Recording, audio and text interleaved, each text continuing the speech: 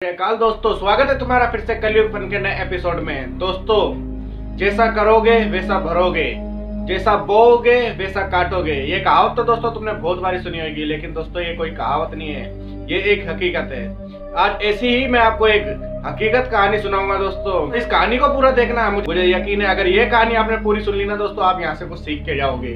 तो आइए बिना किसी देरी वीडियो शुरू करते हैं। दोस्तों, अगर वीडियो पसंद आए तो इस वीडियो को लाइक करना, चैनल को जरूर सब्सक्राइब कर लेना और नोटिफिकेशन बेल को ऑल पर सिलेक्ट कर लेना, क्योंकि दोस्तों मैं ऐसी ही सत्य घटना और ड्रामनी कहानियां अपने इस चैनल पे लेके आता रहता हूँ। तो दोस्तों, अगर आपकी भी कोई सच्ची घटना या सच्ची कहानी है जिसे आप लोगों के साथ शेयर करना चाहते हैं, तो डायरेक्ट मुझे मेरे फेसबुक अकाउंट पर लिख भेजें। मैं जल्दी से जल्दी आपकी कहानी भी अपनी वीडियो में लेके आऊंगा। क्या पता अगली कहानी आपकी हो। दोस्तों, मेरी फेसबुक आईडी आपको स्क्रीन पर भी दिख रही होगी और आपको डिस्क्रिप्शन बॉक्स में भी मिल जाएगी। तो दोस्तों, काफी पुरानी बात है। पंजाब के एक गांव में एक परिवार था जिसमें एक लड़का और उसकी घरवाली और एक बुजुर्ग पिता।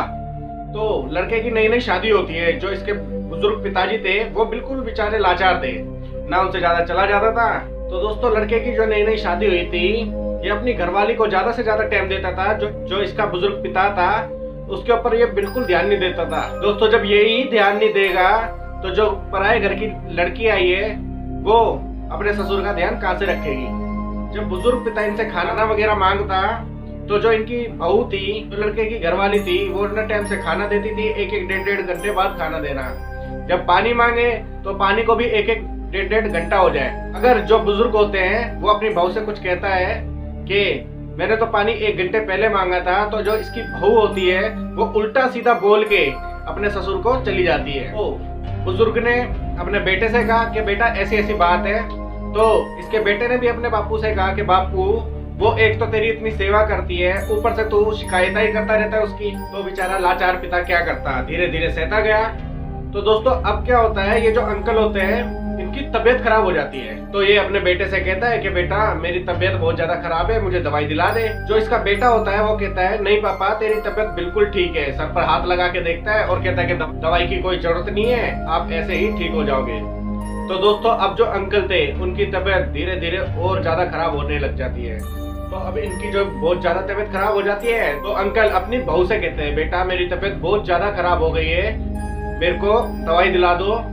तो इनकी बहू इनको उल्टा जवाब देके चली जाती है कि मैं कहाँ से दिलाऊं, अपने बेटे से को वो दिलाएंगे। तो अंकल कहते हैं कि बेटा अगर मेरी जगह तेरे पिताजी होते तो तू क्या उनके साथ भी ऐसा ही करती। तो ये बात सुनकर जो इनकी बहू है वो और गुस्सा हो जाती है, पता नहीं क्या क्या अनाप शनाप बोल के वहां से चली जाती है। अब इनका रात को बेटा आता है, वो आके क्या देखता है कि बहू जी की तबीयत तो ज्यादा खराब हो गई है। तो वो अपनी घरवाली को कहता है कि खाना वगैरह बाद में लगाइयो, मैं बापू के लिए दवाई ले आऊं। तो ये बात सुनने के बाद उसकी घरवाली कहती है सुनो जी, क्यों पैसा बर्बाद कर रहे हो, वैसे भी ये मरने वाले हैं, जब मरेंगे तो भी पैसा बहुत ज्यादा लगेगा। तो इसका पति कहता है तो फिर मैं क्या करूं। तो इसकी जो घरवाली होती है वो कहती है कि बापूजी को जो वो बड़ी वाली नहर है ना उसमें गिराओ, अपना काफी पैसा बच जाएगा, वो आगे काम आएगा अपन को। तो इसका पति जो होता है वो हाँ में हाँ मिला देता है और कहता है कि अभी तो रात बहुत हो गई है, मैं कल सवेरे बापूजी को नदी में गिर आऊंगा। अगला दिन होता है, ये अपने बापू को पीठ पर बैठाता है और नदी की तरफ चल देता है। तो जब ये रास्ते में जा रहा था तो इसको कई बुजुर्ग देखते हैं और इसके बापू को कहते हैं कि कितना भागो वाला बाप है जिसका लड़का इतने प्यार से इसको अपने कंधे पर बिठा के ले जा रहा है घुमाने फिराने। लेकिन उन्हें क्या पता था ये अपने बापू को नदी में डुबाने ले जा रहा है। उसका पिता भी सोचता है कि शायद ये मुझे दवाई दिलाने ले जा रहा है। आगे बढ़ते हैं भाई, नदी आती है।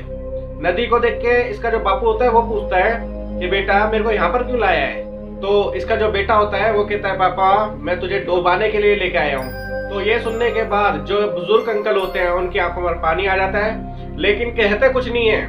तो इनका बेटा आगे नहर में बढ़ता है, जहाँ पर गहरा पानी होता है ना, वहां पे अपने बापू को गिरने ही वाला था।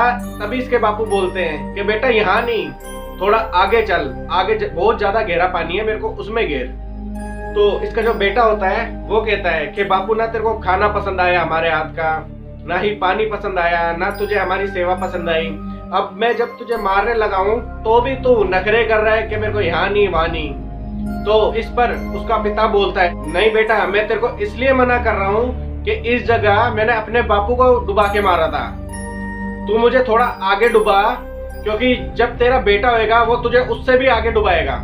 ये सुनने के बाद जो इसका बेटा होता है उसका दिल कांप जाता है, नहर में से बाहर निकलता है, अपने बापू को घर पर वापसी लेके जाता है और पूरे रास्ते रोता रोता घर पर आता है और अपने बापू को खाट पर बैठाता है, रो रो के चरणों में गिर जाता है कि बापू मुझे माफ कर दे, मैं इतना बड़ा गुनाह करने जा रहा था, मुझे बख्श दो।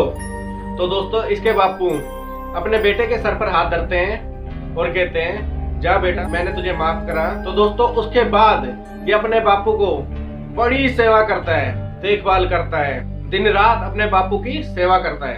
तो दोस्तों देखा आपने, जैसा करोगे वैसा भरोगे। तो दोस्तों कहानी पसंद आई हो तो लाइक करो, ज्यादा से ज्यादा शेयर करो अपने परिवार वालों के साथ, अपने दोस्तों के साथ व्हाट्सएप ग्रुप में, क्योंकि उन्हें भी ये जानकारी मिल सके, वो भी इस कहानी से कुछ ना कुछ सीख सके। और जाने से पहले इस चैनल को जरूर सब्सक्राइब करके नोटिफिकेशन बेल को ऑल पर सिलेक्ट कर देना। तो मिलते हैं अपनी अगली वीडियो में, तब तक के लिए वाहिगुरु जी का खालसा, श्री वाहिगुरु जी की फतेह।